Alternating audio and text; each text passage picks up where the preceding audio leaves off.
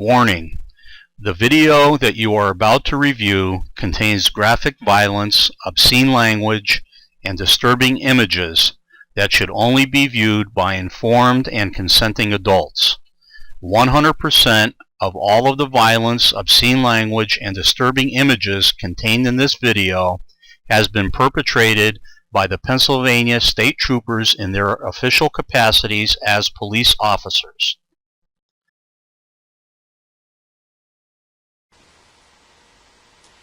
Hello, my name is Larry Holhall. I am a former Pennsylvania police officer and a graduate of the Pennsylvania State Police Academy for Municipal Officers. I am also the author of a nonfiction book about judicial corruption in Pennsylvania. Since I wrote my book, countless people have approached me from all over the United States requesting help with their corruption issues. This case stands out from all that I have reviewed to date.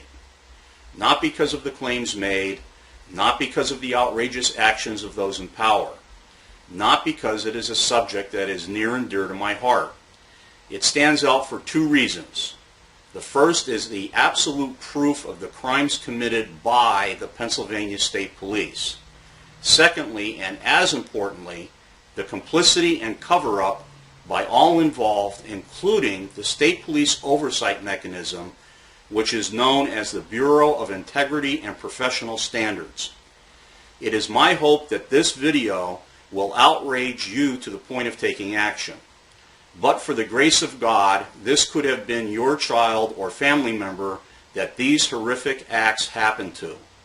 Please keep in the back of your mind as you watch this presentation that as of the date of this final production of this video, the state troopers you are about to see are still strapping on their guns and pinning on their badges to officially protect and serve.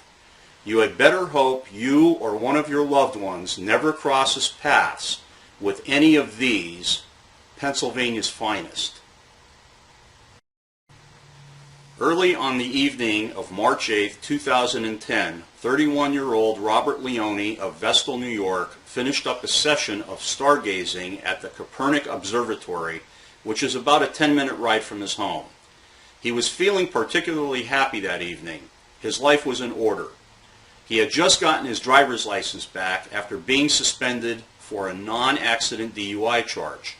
He had gone cold turkey on his drinking for over a year, and the medication his doctor prescribed for his bipolar condition offered him some relief. An early evening drive in the country while listening to his favorite music seemed to be just the right thing to top off his evening. This drive would change his life forever. With his car's T-top open and his heater turned up full blast, his odyssey began. He crossed the border into Pennsylvania, which on a rural road simply consists of a small marker on the side of the road. Driving through the small town of Towanda, Pennsylvania, he was approached from behind by a Pennsylvania State Police car with its lights flashing. There was plenty of room for the trooper to pass him on his left and simply go around, but for some reason the trooper did not. The trooper then sounded his patrol car's siren, but still did not pass. Not knowing what was going on, Bob Leone became startled and confused. His reaction was no different than the confusion of an elderly person not knowing what to do in this situation. His bipolar condition added to his uncertainty. The thought that maybe he should pull over never entered his mind. In his mind, he had done nothing wrong. He wasn't speeding, he didn't go through any red lights or stop signs, and he simply became bewildered by the fact that the trooper would not pass him and go to whatever emergency he was obviously being directed to. Mr. Leone deducted when the trooper finally decided to pass him, he simply would, and that would be the end of it. Mr. Leone lit another cigarette and turned up his music so he could hear it over the siren. Mr. Leone continued driving towards his home at the blazing breakneck speed of 5 to 10 miles an hour under the posted speed limit. He noticed in his mirror that a second, third, fourth, and fifth police car was now apparently responding to the same emergency as the first trooper who still had not passed him. You and I know for a fact that if there was any question in our minds as to what the state troopers were up to, we would have simply pulled over long before now. I've been told that persons with bipolar conditions don't always think the way non-bipolar people do. They often rationalize their actions incorrectly. Mr. Leone knew he hadn't done anything wrong, so he was simply going to drive home and listen to his music. Other than not pulling over, Mr. Leone did not break a single traffic law. He did not speed, he did not attempt to elude, he didn't pass through any red lights or stop signs. This was simply a low-speed chase, which at least one of the troopers involved became bored and distracted, as evidenced by his onboard video. The dash cam video you are about to view has been edited for this presentation, but is available in its entirety. Instead of a trooper pulling a car in front of Mr. Leone and stopping him, a much more radical method was deployed. Stop sticks and ramming was the method of choice.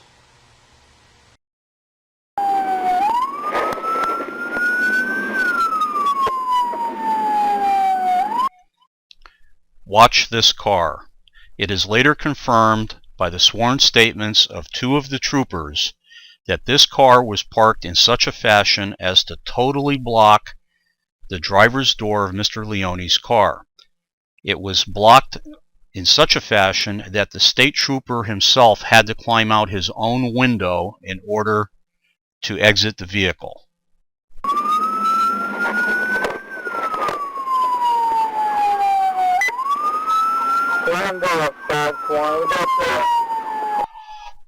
Although I cannot attest to the trooper's mindset at this time, it appears as though the trooper has decided there is no mortal threat, as he clearly holsters his service weapon.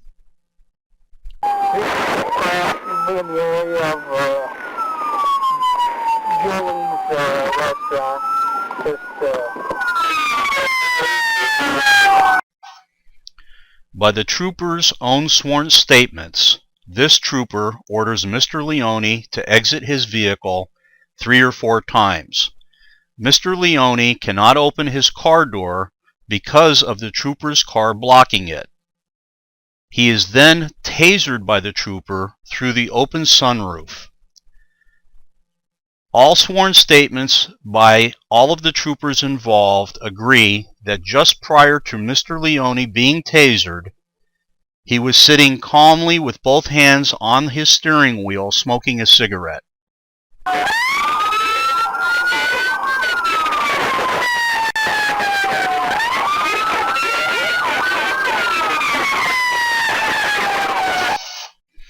As Mr. Leone is removed through the passenger door, watch how Corporal Stipak positions himself on the roof of the car. Note that he does not exit the roof and then assist his fellow troopers in handcuffing Mr. Leone. Rather, he jumps directly onto Mr. Leone with both feet while Mr. Leone is face down on the ground. This maneuver is known as a monkey stomp and is not taught as a valid maneuver in the police academy.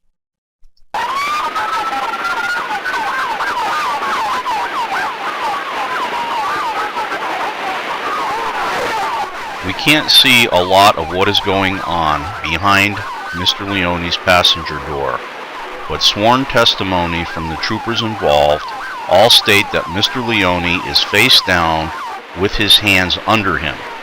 If you look closely under the car door, it will appear that from time to time you can see Mr. Leone's body bounce as he is being struck, kicked, and tasered. At no time is Mr. Leone seen striking or attempting to strike any of the officers. Mr. Leone still has taser probes in him, and the troopers testify he is being shocked multiple times while he is being beaten and kicked, or in their words, subdued. The troopers claim Mr. Leone is fighting so viciously at this point that later on they charge him with 3 felony counts of aggravated assault on a police officer. I have watched this segment dozens of times, and as hard as I look, I just don't see it.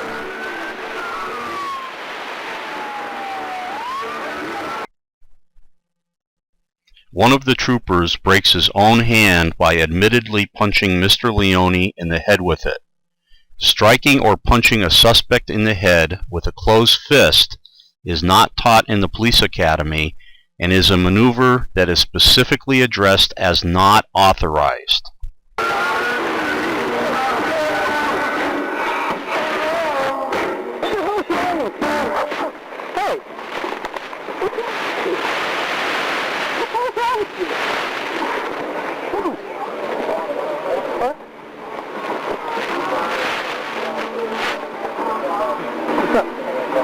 What do you mean, what's up? What's up with you, dude? Why do you stop? What? Why do you stop? I'm driving. How do you sit up? Wait, sit up. All right. Sit up.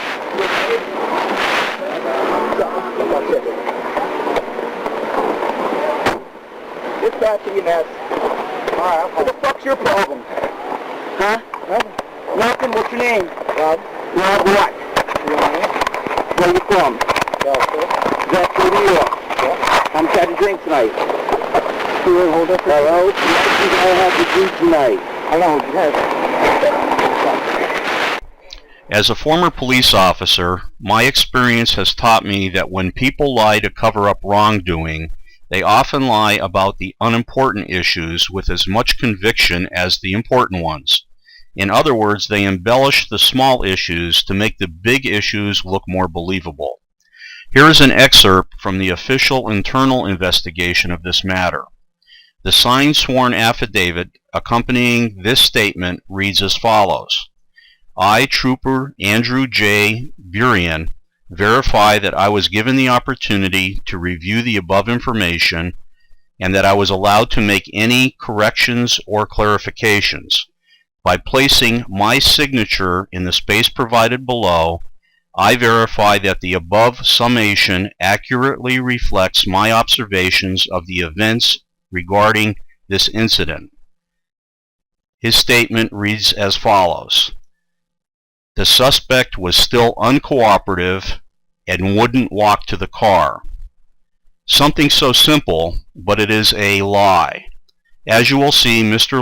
Leone did cooperate and voluntarily walked to the car.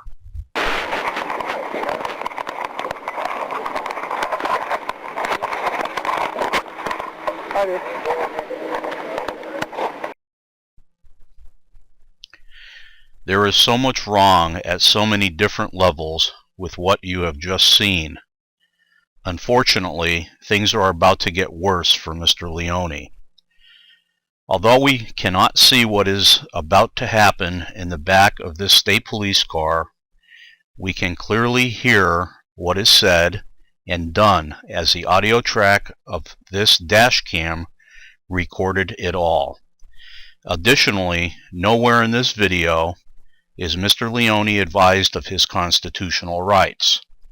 In the next sequence, he is clearly questioned and beaten while handcuffed and hogtied by the state trooper. If Mr. Leone had just committed a horrendous crime before he was stopped and answered the trooper's questions as he was directed to do by the trooper, none of his admissions would have been allowed in court.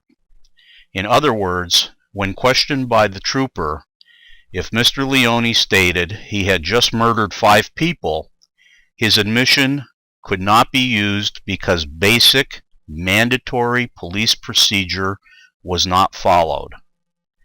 As bad as things have been for Mr. Leone so far, it would have been a gift from God if this were the end of it.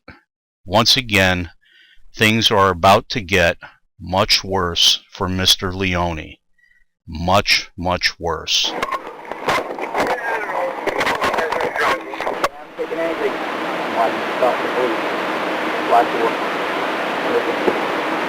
Huh?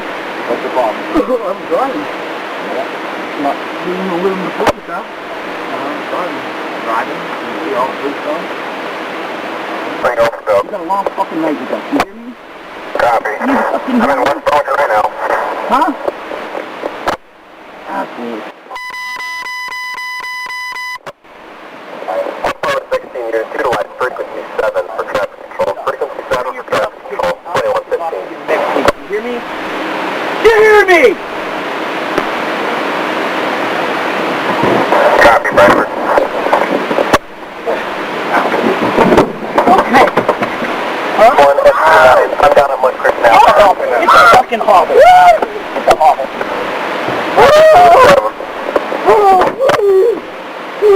Fucking spit on me, jackass. I'm sorry. Huh? Okay, I'm sorry. Fucking spit on me. I'm sorry. Oh, I'm sorry. No sorry for that. You know what it's called? Pennsylvania State Trooper, you asshole. You fucking brave man, huh? Fucking spit on me, jackass. Okay. Asshole. What the fuck is your fucking salary, you asshole?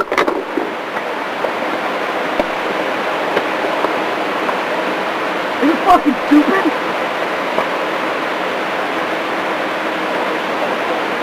Hold on. Give me a second. Hold on. Give me a cup. Hold on.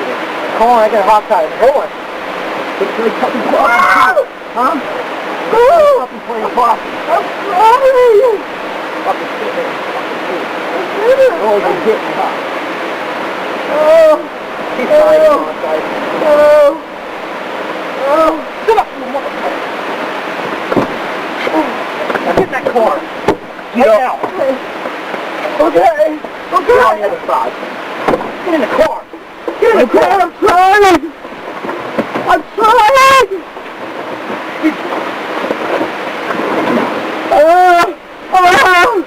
Please.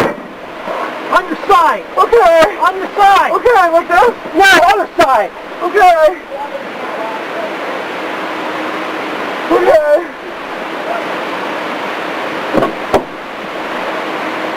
Roll on your side. Okay, good. Roll on your side. Yes, sir. Now. Okay. Now, douchebag, I'm going to ask you a fucking question. You'll be answering yes sir or no, sir. Do you hear me? Yes, sir. Okay, what the fuck is your problem tonight? I was just having a tough night, sir. Yeah. You know what? You're going to have a hell of a tough night after you spit in my fucking face, jackass. Who do you think you're messing with? It's the Pennsylvania State Police. You're fucking chump. Fucking pull over means be pulled the fuck over. Okay, you're going to jail. You're going to be somebody's fucking butt popping fire. You hear me? Yes. You fucking idiot.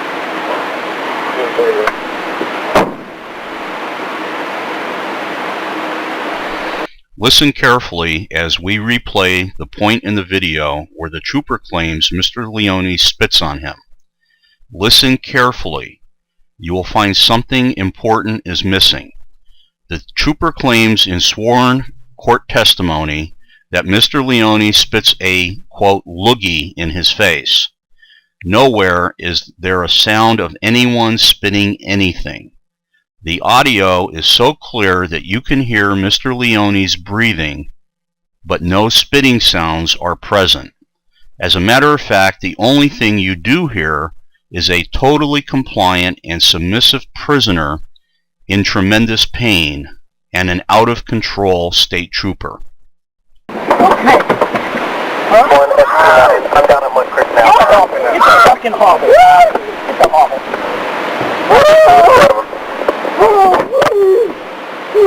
Fucking spit on me, jackass. I'm sorry. Huh? Okay, I'm sorry. Fucking spit on me.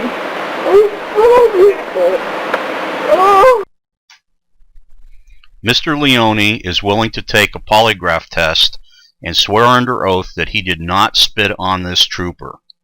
Let's say for argument purposes that a shackled prisoner does spit on a police officer. It now begs the question, does a police officer have the right to beat a prisoner that is shackled and in custody even if the prisoner spits on him? The obvious answer is no. If you recall earlier in the video, an ambulance has been requested to transport Mr. Leone to the hospital.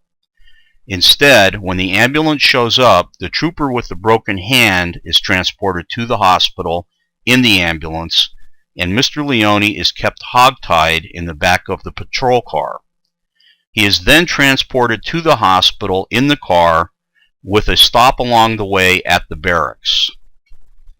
Please try to visualize what I am about to read to you from the official hospital report of Mr. Leone's first visit. And yes, I said first visit. Patient was carried to triage room by police. Patient's hands were with handcuffs, and patient's feet were tied together with a rope, and the rope was also tied to the patient's handcuffs. It goes on. Patient is awake and cooperative with an effect that is calm. As you can see from the hospital report, Mr. Leone is both cooperative and submissive with the emergency personnel. At one point, when the troopers are outside the examination room, he quietly tries to tell a nurse that the police have been beating him, and he begs her for help. One of the troopers overhears Mr. Leone's plea. All of the hospital personnel are ordered out of the exam room by the trooper, and a second beating and tasering episode is commenced. Mr. Leone is silenced. Video evidence of this second beating may be available through hospital video, which is still being explored. Naturally, the trooper's version of this incident is totally different. Sworn court testimony verifies that Mr. Leone was tasered multiple times during this altercation, but the official computer taser report was not provided to Mr. Leone's defense, even though it was requested. In the overall scheme of things, this beating is a very important event, and I will reference it a little later on. This beating and the events leading up to it were witnessed by the nurse who was attending to Mr. Leone. It was explained to me that she was not brought into the trial to testify on Mr. Leone's behalf due to her extreme fear for her own personal safety. It was not Mr. Leone that she was afraid of. Mr. Leone was treated and released from the hospital and placed back into the custody of the troopers. Unfortunately, Mr. Leone left the hospital in worse shape than he had arrived in. He was transported to the Towanda barracks without incident. While at the barracks, Mr. Leone was processed and his official charges were typed up. In the troopers' trial testimony, they made it clear that he is calm and cooperative during this process. Some very strange and questionable things happen over the next few hours that will end up with Mr. Leone being transported back to the hospital. This time, he will be unconscious. While at the State Police Barracks, the troopers attempted to arraign Mr. Leone via internet video link with the on-call duty magistrate. Mr. Leone is warned ahead of time that he should not look into the camera and that he is not to say anything other than answer the judge's questions. Mr. Leone jumps at the chance to beg the judge for help once the video link is established. According to Mr. Leone, the troopers disconnected the video link and claimed it was a malfunction. This disconnect can be verified by the on-call duty magistrate. According to Mr. Leone, he is once again beaten and tasered. Things start to get real fuzzy from this point forward. They claim while Mr. Leone was being walked to the waiting patrol car in order to be transported to the prison, he tried to escape. The troopers claim that Mr. Leone fought so viciously and violently, using only his feet, which were shackled at the time, that they had no choice but to mace him and repeatedly beat him into submission with their batons. Please take a look at the hospital diagram of Mr. Leone's injuries. All of the injuries noted on the assessment diagram are on Mr. Leone's back. Mr. Leone's vital signs are very alarming. His pulse rate is now 132. Respirations are 28 per minute. and his blood pressure is a staggering 174/109. The triage report states, patient unable to explain events prior to his arrival to the ED. There are many conflicting statements made on this emergency department report, which will be discussed at a later date. One of the most concerning is an entry made at 6:10 a.m. The attending nurse states, patient is shaking and disoriented to time and events. It appears on the report that 26 minutes later, Mr. Leone is discharged from the hospital back into the custody of the troopers. According to this report, no blood was drawn, no urine was gathered, and no x-rays or CAT scans were performed. After being discharged from the hospital, Mr. Leone was transported by troopers to the Bradford County Correctional Facility. Officials at the prison were horrified by the condition of Mr. Leone when he arrived. The following image is graphic, so please prepare yourself for what you are about to see. This is an official mugshot taken by the prison of Mr. Leone that, to my knowledge, has not been altered in any way. Note that the prison used a vest of some sort to cover Mr. Leone's blood-covered clothing. I have seen prisoners of war that have been treated better.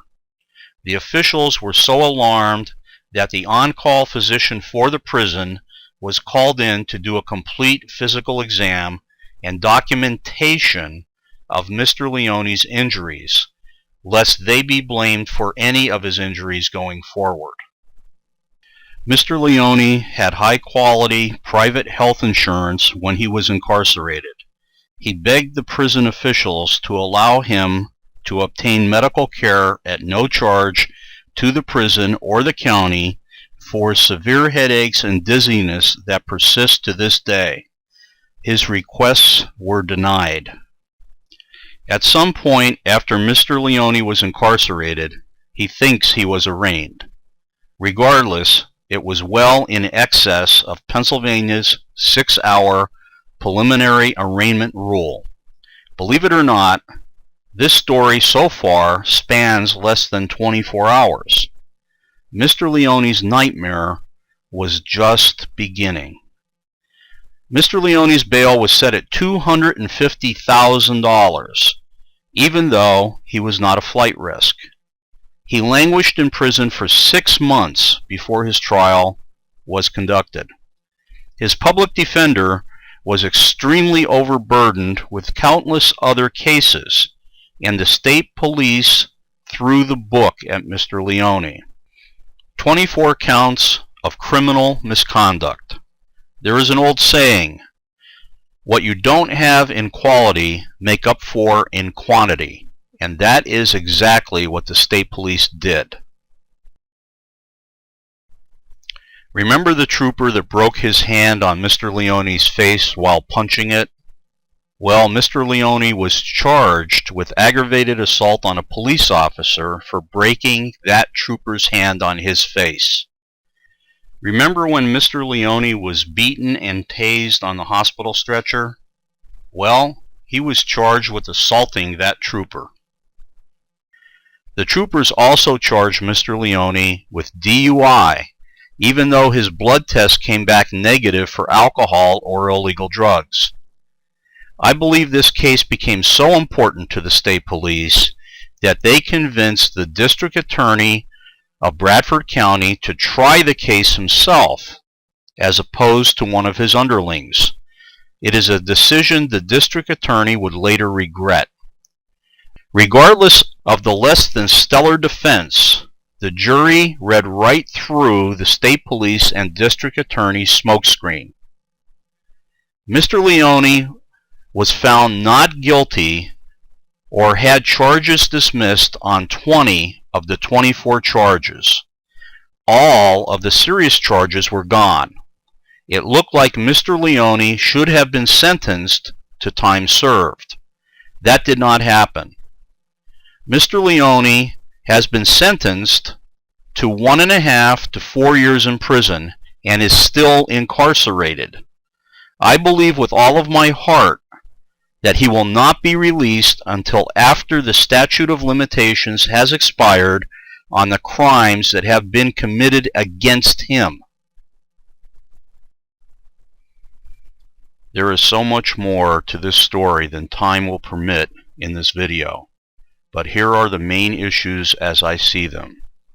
An independent criminal investigation of this entire matter is in order. Not only were Mr. Leone's civil rights violated, but I believe the evidence clearly shows Mr. Leone was physically assaulted on numerous occasions by the state police. The Pennsylvania State Police Office of Integrity and Professional Standards needs to be independently investigated for criminal and civil liability for apparently covering up this entire matter. The fact that this internal investigation found no wrongdoing by any of the troopers involved here clearly indicates to me that the state police investigating themselves for any wrongdoing on any matter is really a bad idea.